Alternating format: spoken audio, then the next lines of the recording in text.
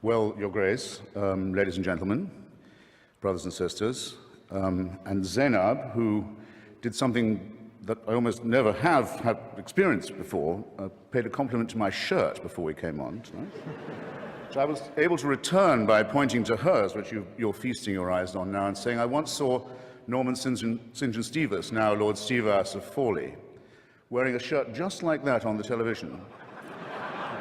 And he was asked by his interviewer, gosh, what a lovely shirt, where did you get it? And Stevas said, do you really like it? He said, I call it sort of crushed cardinal. I might add, in the spirit of fraternity, which I'm sure will inform this entire soiree, that the mere existence of Lord Stevas of Fawley is testimony to the breadth of the church. Now, I'm sorry, though, to have to begin by disagreeing with His Grace. If you're going to be a serious grown-up person and appear to defend the Catholic Church in public in front of an educated and literate audience, you simply have to start by making a great number of heartfelt apologies and requests for contrition and forgiveness. Now, you might ask, you're fully entitled to ask, brothers and sisters, who am I to say that? Well, in the Jubilee Millennium year of 2000, the Vatican spokesman, Bishop Piero Marini, said, explaining a whole sermon of apology given by His Holiness the Pope, that was supposed to cover the entire history of the Church in its Jubilee year, that, I'll quote Bishop Marini directly, said, given the number of sins we've committed in the course of 20 centuries, reference to them must necessarily be rather summary. Well, I think Bishop Marini had that just about right. I'll have to be summary too, but I think he said just about the least of it.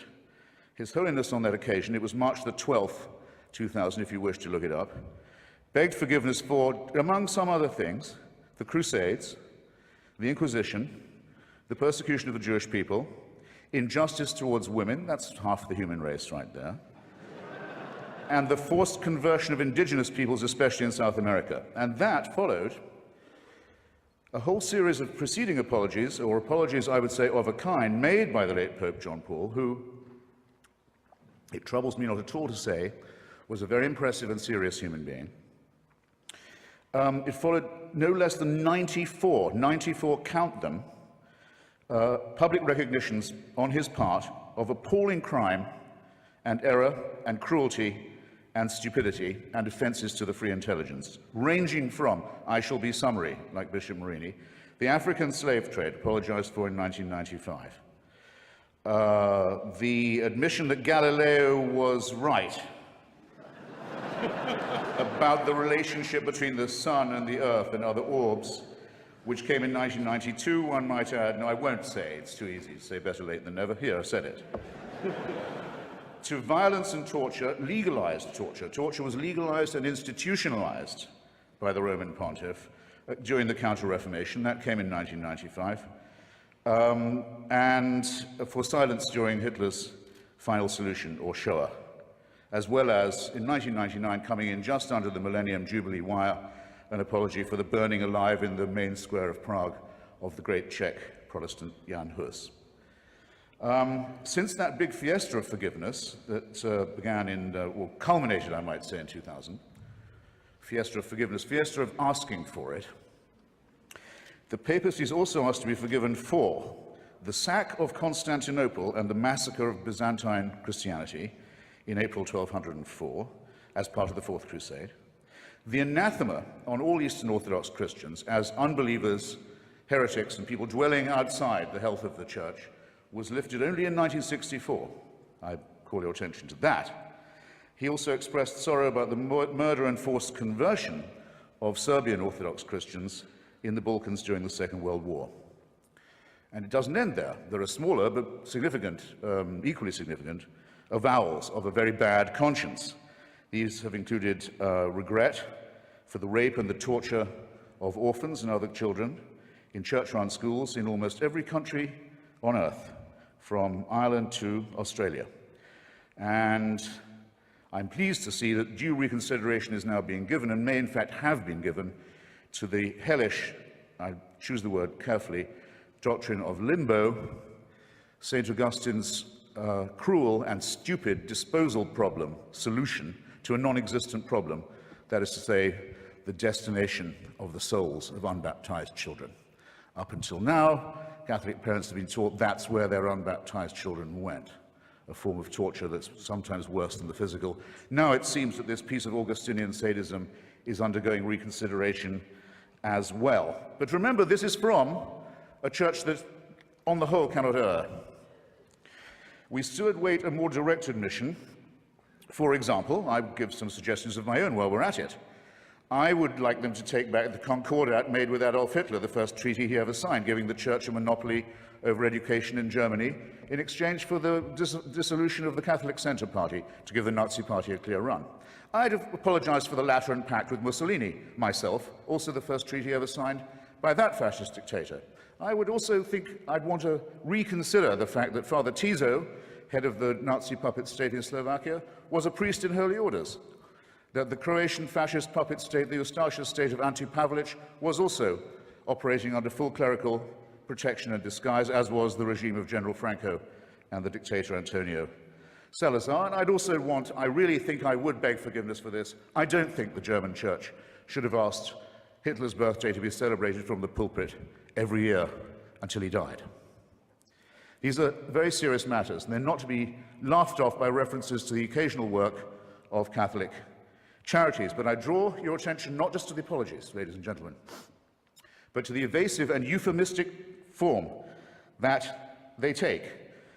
Joseph Ratzinger, the current Pope, considered by some, by Catholics, to be the Vicar of Christ on earth, says of Indians, of the Indians who were massacred in the course of conversion in Brazil, after the apology had been made to them, he said, nonetheless, it must be remembered that before we came to convert them, they were silently awaiting the arrival of the church.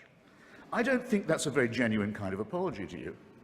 In his comment, one of the few he's made on the institutionalization of rape and torture and maltreatment of children in Catholic institutions, he has said, it's a very severe crisis which involves us, he said, in the following: in the need for applying to these victims the most loving pastoral care. Well, I'm sorry. They've already had that. And to say that this is the responsibility laid upon you by the horrific admission that you've already had to make is not accepting responsibility in any adult sense. When I say child abuse was institutional, how dare I say so? How can I prove it? How can I prove such a thing? Well, I'll ask His Grace, and I'll ask Anne Widdecombe. Where is Cardinal Bernard Law now? Where is he? Where is the Cardinal Archbishop of Boston, whose resignation was indignantly demanded, finally, by 50 members of the Church and by the whole laity of Massachusetts, who also demanded his prosecution for the promotion and protection and covering up and apology for and defense of people whose crimes against children are too revolting to specify. And he's not in the jurisdiction of Massachusetts now, as perhaps you know. He's the Supreme Vicar of the Church of Santa Maria Maggiore in Rome, personally appointed by the Pope to that as well as many other important sinecures. And in 2005, this man, a fugitive from justice and from complicity in the filthiest crime that it's possible for a human being to imagine, was one of those voting in conclave to decide who the next Vicar of Christ on earth will be. I don't know. I think I'd like to hear a bit more shame about this. I think I'd like to see a bit more confrontation with the reality of the business. Now, this is a serious question, as I've said. Anne Widdecombe very often, rightly, in my opinion, attacks the climate of moral relativism and of anything goes that can very well be the handmaiden of postmodernist, hedonistic culture. I very often am glad that she points these things out. But the rape and torture of children is not something to be relativized. It's not something to be excused as a few bad priests. It's certainly not to be excused by the hideously false claim made by some Catholic conservatives that this wouldn't have happened if queers hadn't been allowed into the church. I'm sorry to say that queerdom in the church is an old story too. And it's worse, it's much worse than pornography, and it's much worse than bad language on TV. And it's the crime that cries out for punishment. It's the thing that if we were accused of on this side of the House, we would die rather than admit. And if we were guilty of it, would kill ourselves. And it's the one thing the Church has decided to excuse itself for under this papacy. The same euphemism comes in the term some Christians that is used in all the apologies about the Crusades, the Inquisitions, the anti-Semitic pogroms, and all the rest of it. It says some Christians fell into error. Some Christians allowed themselves to be deceived in this way and to act against the gospel. Well, anti-Semitism was preached as an official doctrine of the church until 1964. Do you think that might have something to do with public opinion in Austria and Bavaria and Poland and Lithuania? That the Jewish people were accused collectively as a people of deicide, of the crime of the murder of God in the figure of Jesus of Nazareth. And that anathema on them was not lifted until 64, well after the perpetrators of the Holocaust had stood trial in secular courts and been rightly punished for their actions. How can this church say it has any moral superiority? It has difficulty catching up to what ordinary people regard as common moral and ethical sense, and it still can't make itself apologize properly, and I'll tell you why. Because, and I'll quote again from the encyclicals, it is said of the Crusades, of the complicity with the Holocaust, of the political and diplomatic alliance with fascism, of all of these things, it is said, well, violence was committed, but I'll stress this, I'll underline it, I'll quote directly, in the service of the truth. So how is an apology possible? How is any understanding or undertaking or firm purpose of amendment to be allowed when the original sin, so to say, the radix malorum, the fons et origo, the problem in the first place, is the belief on the part of this church that it does possess a truth that we don't have, and it does have a God-given right, a warrant, a mandate of heaven to tell other people what to do, not just in their public, but in their private lives. And until that is changed, till that fantastic and sinister and non-founded claim is changed, these crimes will go on repeating themselves, being partially denied, partially admitted when it's too late to do anything else, and covered up.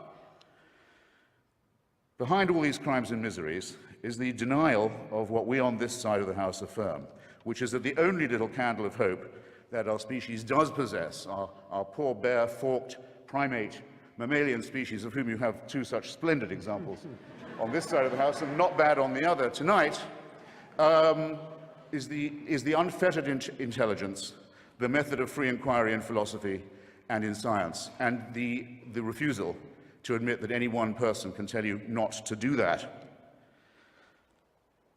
It's the one thing I might say I think is, if not sacrosanct or sacred, is, shall we say, essential. And the Church has always stood and still stands against it. Now, in the little time remaining to me, I'll just propose a few more apologies that we might hope to hear in the immediate future. Because there will come a time when the Church will issue apologies and explanations and half-baked appeals for forgiveness for things it's still doing. The readmission as a bishop of Roger Williamson, a member of Marcel Lefebvre's fanatical, hysterical breakaway sect, so-called Society of St. Pius X. Roger Williamson, found hiding in a reactionary, quasi-fascistic establishment in Argentina, has long been a believer that, I'll put this shortly, that the Holocaust did not occur, but the Jews did kill Christ. In other words, genocide no, deicide yes. He was quite rightly excommunicated some years ago, along with several other members of his ratbag organization.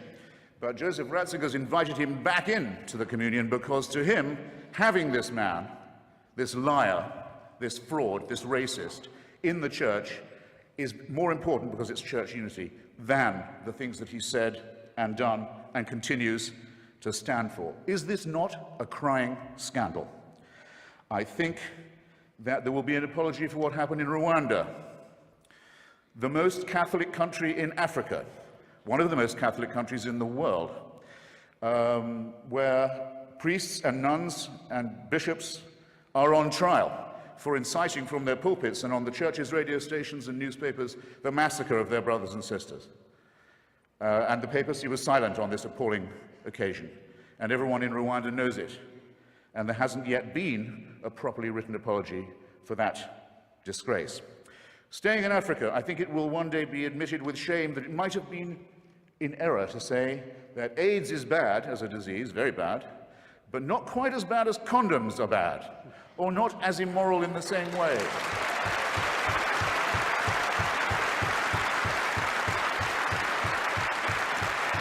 I say it in the presence of his grace, and I say it to his face. The preachings of his church are responsible for the death and suffering and misery of millions of his brother and sister Africans, and he should apologize for it. He should show some shame.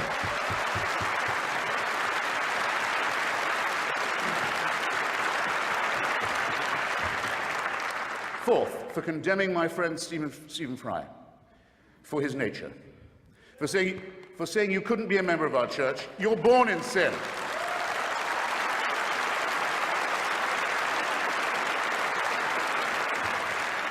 There's a revolting piece of casuistry that's sometimes offered on this point. Yeah, we hate the sin only. We love the sinner. Stephen is, I'm sorry to say, not quite like other girls. It's his nature. Actually, he is like other girls in that he's, when I last checked, absolutely boy mad. He's not being condemned for what he does, he's being condemned for what he is. You're a child made in the image of God. Oh, no, you're not. You're a faggot. And you can't join your church and you can't go to heaven. This is disgraceful. It's inhuman. It's obscene. And it comes from a clutch of hysterical, sinister virgins who've already betrayed their charge in the children of their own church. For shame, for shame. And finally, under this Pope, as if it wasn't bad enough to try and restore the Latin Mass to gratify the mad fascistic followers of Archbishop Lefebvre, but to begin again to offer remission of sin, as Bishop Ratzinger, the Pope, I'll call him the Pope for heaven's sake, wants to do.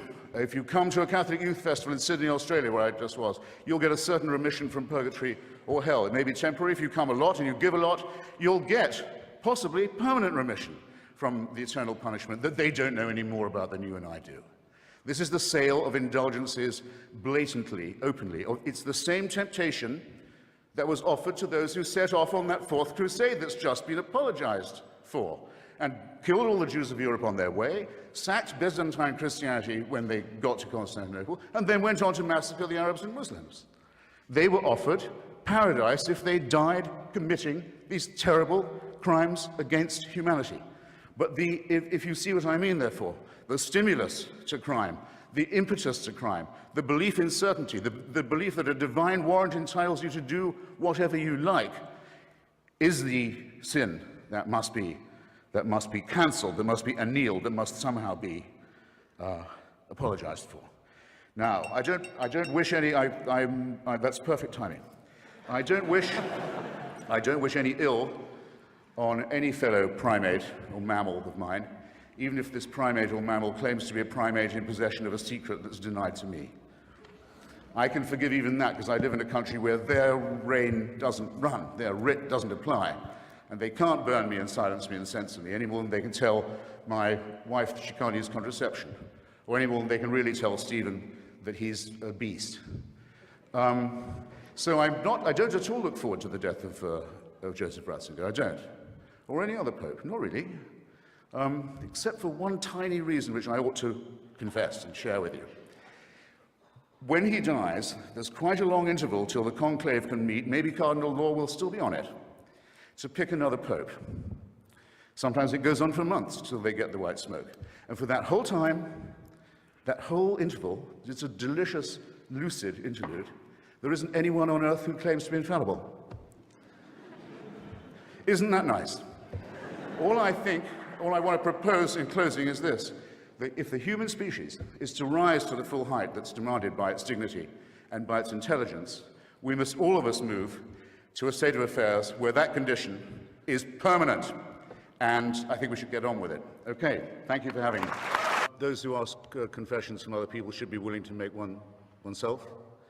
I am obsessed with sex. Ever since I discovered that my God-given male member was going to give me no peace, I decided to give it no rest in return. Seems fair to me. Now, two people asked me to be very quick and do world poverty and the Holocaust, and I'll do that. There is only one cure for world poverty that's ever been found or ever will be, and it's very simple. And it can be phrased very simply too. It's called the empowerment of women. Go to Bangladesh or Bolivia. I have to ask you to hold your applause, though I love you. Go to Bangladesh or Bolivia, give women control over their reproductive cycle, throw in a handful of corn if you can, make them not just the beasts of burden and the beasts of childbearing that they become, and the floor will rise, it just will. It never fails anywhere. Against this one solution, the Catholic Church has set its face. The efforts of the missionary church in the Third World mean more people die, not less. It's as simple as that. More famine, more disease, more ignorance, more random and avoidable death. To the Holocaust, sir, that the church preached that the Jewish people were collectively responsible for the death of Christ until 1964, till nearly 20 years after the Nuremberg trials, may or may not have something to do with the availability of a reservoir of anti-Jewish hatred in countries like Poland, Spain, Italy, Germany, Austria, and elsewhere. I think it does have something to do with it, okay? The Ten Commandments, 3 of them are awe-inspiring. They're about being afraid of a totalitarian figure. 3 of them are ordinary morality. We know of no code of ethics ever found, and the Archbishop bears me out on this, that recommends murder, theft, or perjury. Putting adultery on the same level as that may not be morally advisable. Saying that covetousness should be considered in the same light as a crime, in other words, a thought crime. You're condemned now for something you're thinking, and it may be something that leads you to enterprise and emulation. That's forbidden too. That's very, very iffy, it seems to me, and there's a very iffy part of it which lumps those you mustn't covet in with the animals and the chattels and your property, and those who it lumps in are your womenfolk. And do you seriously expect to be taken seriously if you say that that commandment that does reduce women to beasts of burden and childbearers and chattel has nothing to do with the appalling position of women, not just in poorer societies, but in ours as well? Again, for shame if you can feel it. Now, unanswered questions. Amazing. I asked, where is Cardinal Law, Bernard Law, and why? I have an authority here. He ducks the question. Anne Widdecombe, sorry, I've got one more thing to say about that. He also says that the Church advises against homosexuality. It teaches against it. No, it doesn't, any more than it teaches against divorce or contraception. Where it can, it bans these things and punishes them and writes them into the criminal code. If all you were doing, sir, ma'am, were offering advice, we could probably be fine with it. No one, though they were asked repeatedly, would say whether they thought Stephen Fry, my friend, was in a state of mortal sin or not. They wouldn't tell you. Something about the question brought out their inner coward. Well, I say that homosexuality is not just a form of sex, it's a form of love, and it deserves our respect for that reason. That when my children were young, I'd have been proud to have Stephen as their babysitter, and I've told them they were lucky.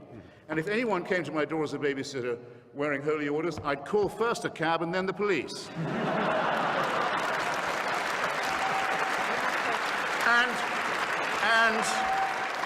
And it's your fault, sir and ma'am, it's your fault that that's true and that everybody knows it's true. How you can live with it, I don't know. Now, relativism, I thought we were agreed. But Anne Widdecombe says slavery has to be considered in context. What's more relative than that? There were people at the time, Thomas Paine, Benjamin Franklin, there were innumerable humanists and secularists who said slavery is evil. The Church wouldn't agree. Now, which is it then? Is it that the Church is wrong, or, even more suggestive, that God has not yet revealed that it's wrong to them? Or did God support it all those years and then change his mind?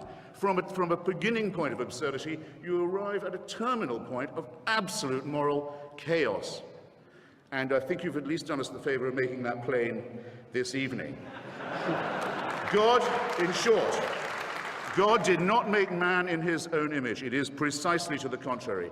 Mammals and primates made many gods and many churches in their own rival images. And that would explain, if these churches and faiths were invented by primates who are only half a chromosome away from a chimpanzee, which happens to be the case, it would explain a lot, would it not? I can't offer you absolution. Not in my power to do it. Stephen can't offer you absolution. First of all, we believe, we more or less know, there's no such thing.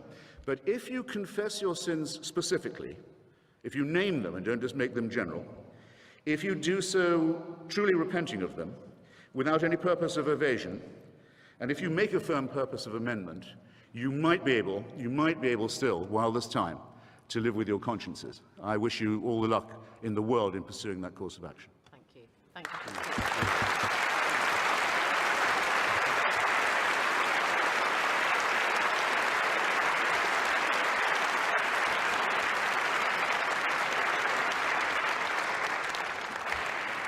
Audience, you've all voted again. Now, the moment of truth panel. Let me remind everybody that before the debate, when everybody came in, this is how you voted. For the motion that the Catholic Church is a force for good in the world, 678. Against the motion, 1,102. And the undecideds, the don't knows, were 346. This is how you voted subsequently. For the motion that the Catholic Church is a force for good, from 678, it's gone to 268.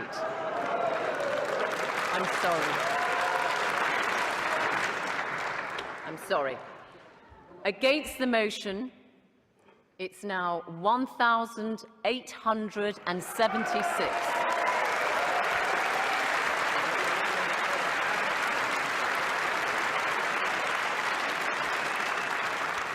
And you can see that doesn't leave very many don't knows. It's 34 undecided. So commiserations, Archbishop and Anne Widdecombe. Congratulations, Stephen Fry and Christopher Hitchens. Thank you all.